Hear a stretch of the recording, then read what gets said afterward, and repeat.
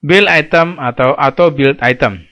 Build item adalah suatu aktivitas memindahkan suatu barang. Barang tersebut akan berulang dan menjadikannya suatu barang baru bertambah dengan kuantitas yang baru pula.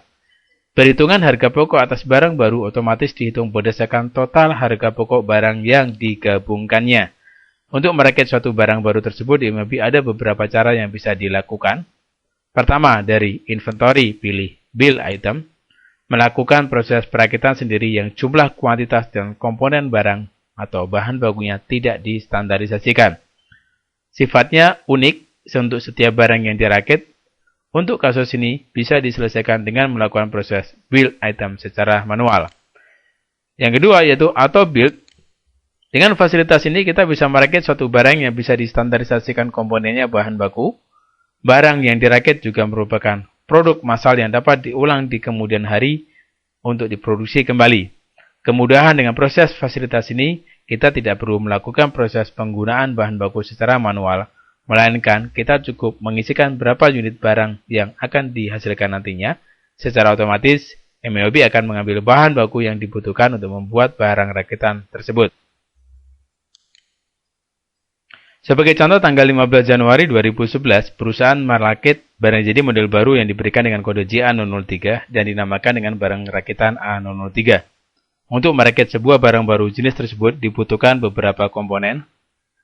Hal yang perlu kita lakukan adalah yang pertama, membuat item hasil rakitan. Klik dari inventory, item list, new. Ketikkan kode barang jadinya. Ketikkan nama barang jadi. Aktifkan iInventory dan iSell. Lalu pilih barang jadinya. HPP barang jadi. Dan persediaan barang jadi. Lalu klik OK.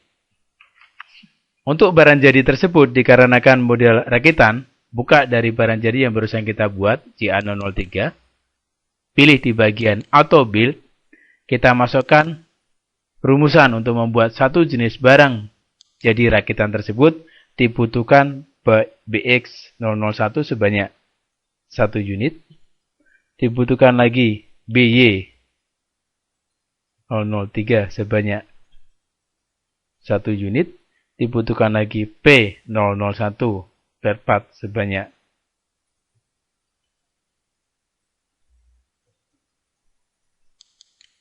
P001 sebanyak 1,5 dan P003 sebanyak 0,5. Inilah komponen-komponen yang dibutuhkan untuk membuat dan merakit satu jenis barang rakitan A. Klik OK, lalu klik OK. Untuk merakit secara manual, kita bisa klik dari Build Item, lalu pilih dan isikan tanggalnya, misalkan 15 November 2011.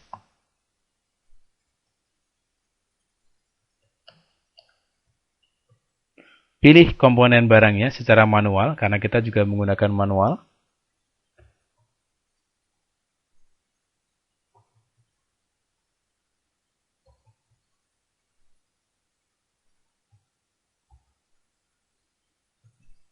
Untuk di bagian quantity, kurangkan sebanyak barang yang dibutuhkan, bahan baku.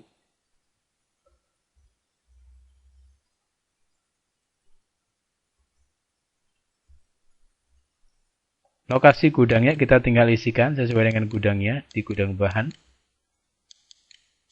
di gudang spare part, dan di gudang spare part. Kalau kita lihat nilainya adalah sebesar 1.900.000, maka 1.900.000 kita masukkan di barang jenis baru, di mana yang dihasilkan ada 20 unit untuk masuk ke barang jadi. Dan harga pokok barunya kita masukkan yang ada di sini, supaya unit cost-nya dihitung secara otomatis, yaitu harga pokok rata-ratanya adalah Rp95.000. Kombinasi Ctrl R untuk melihat efek jurnalnya. Barang jadi nambah, bahan baku berkurang, dan bahan pembantu berkurang. Klik OK, lalu klik Record. Selain melakukan merakit secara manual, kita juga bisa melakukan rakitan secara otomatis. Klik atau Build Item. Di sini kita tinggal ketik berapa jumlah yang kita butuhkan untuk kita rakit kembali. Misalkan saya membutuhkan 30 unit lagi untuk barang rakitan tersebut, klik build item, secara otomatis MAB akan mengambil komponen-komponennya, bahan bakunya akan dikurangi sebanyak yang diperlukan, dan barang jadinya akan ditambah sebanyak yang diperlukan. Kita tinggal memilih lokasi gudang yang bersangkutan. Inilah salah satu kelebihan jika kita menggunakan auto build. Tapi auto build ini baru bisa dipakai jika komponennya sebagian besar sama dan bisa diulang untuk periode berikutnya. Masukkan tanggal transaksi, contohnya adalah 20 Januari 2011.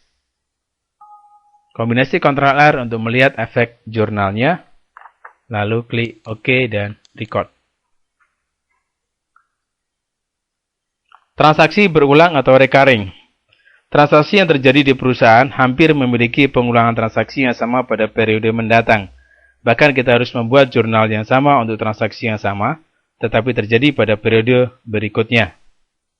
MAB menyediakan fasilitas recurring transaction, yaitu transaksi yang berulang untuk dibuatkan schedulingnya, dan bahkan membuat jurnal secara otomatis pengulangan transaksi tersebut pada saat jatuh temponya.